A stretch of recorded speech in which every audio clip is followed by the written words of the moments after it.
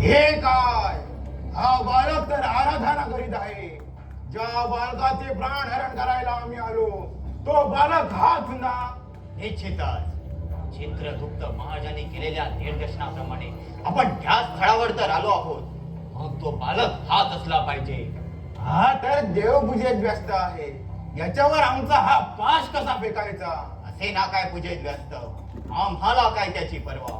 ज्या कामासाठी आम्ही आलोय ते पूर्वत्वास न्यायचा आणि पुढचा मार्ग धरायचा. तू सांगतोय ते ठीक आहे, पण हा बालक तर चक्क देवादिदेव महादेवांच्या पिंडी समोर बसून पूजेत लीन झाला आहे.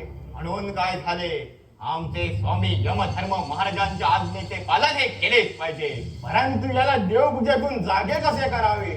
हा मी बघतो प्रयत्न करू. ऋषी पुत्र, आम्ही यमदूत यम लोकातून आलोय. आम्ही तुझी मृत्यू खटका भरली आहे. चल उठ आणि निघ आमच्या बरोबर. तुला आम्ही यमलोके न्यायला आलो आहोत. तुझे आयुष्य समाप्त झाले आहे. पृथ्वी तलावावरील तुझे वास्तव्य संपलेले आहे. तुझे प्राण हरण करून तुला यमलोकी न्यायला आम्ही आलो आहोत. तेव्हा चल आमच्या बरोबर. याचे तर आमच्याकडे बरेच लक्ष नाही की हा जाणीवपूर्वक आमच्याकडे दुर्लक्ष करत असावा. आमच्याकडे दुर्लक्ष करून हा आमचा अपमान करीत आहे. याला आमचा हिसका दाखवायलाच पाहिजे.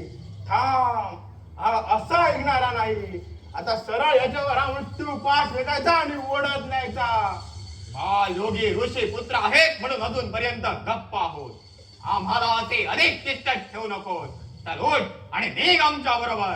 आजवर मृत्यू कोणाला टळलेला नाही. तेव्हा पृथ्वीवर राहण्याचा किती बहाणा केला तरी तो आता व्यर्थ आहे. तेव्हा निमूटपणे चल आमच्या बरोबर.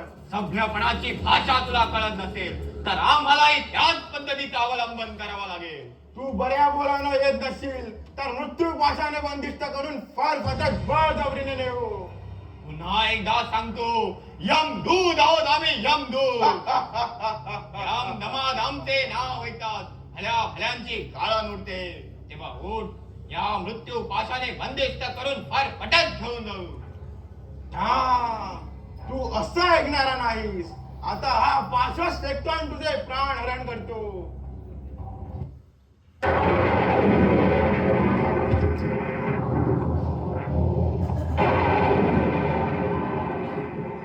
हे काय, प्रत्यक्ष मृत्यू देवता यमधर्माच्या सामर्थ्याला आवाहन. मृत्यू पाशाचा ह्याच्यावर काहीच परिणाम नाही. आश्चर्य आहे. यमदूतांच्या शक्तीला आव्हान देण्याचे धाडस आजवर तरी कोणी केलेले नाही. आणि हा तर यत्किंचित बालक. याची मृत्यू घटका तर कधीच टळून गेली. आता आम्ही यमधर्म महाराजांना काय उत्तर द्यायचं? हे बालक, तुझे प्राण वाचवण्याच्या या तुझ्या युक्तीचा काहीच उपयोग होणार नाही. तुझा आज मृत्यू अटळ आहे, अटळ. तुझे प्राण हरण करण्यापासून आज आम्हाला कोणी रोखू शकत नाही. यमदूत आहोत आम्ही, यमदूत.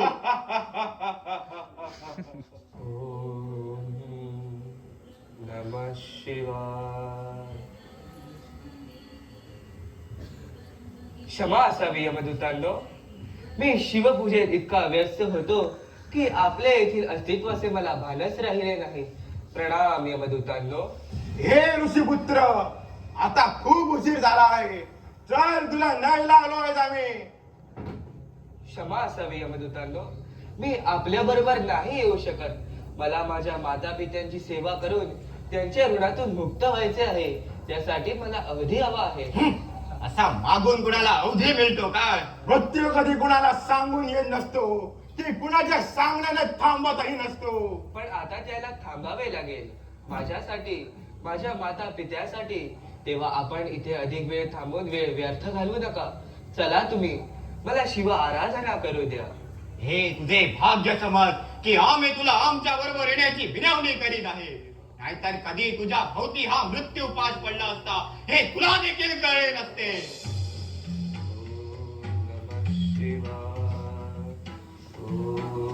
हा असा ऐकणाऱ्यातला नाही. तेव्हा याला फार फटक घेऊन जाऊया.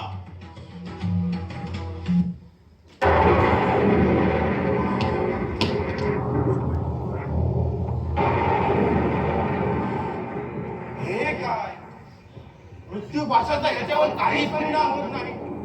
हा कोणीतरी असाधारण दिव्य तेजस्वी बालक आहे. याचे रक्षण कोणीतरी मायावी शक्ती करीत आहे. आजवर असे कधी घडले नाही.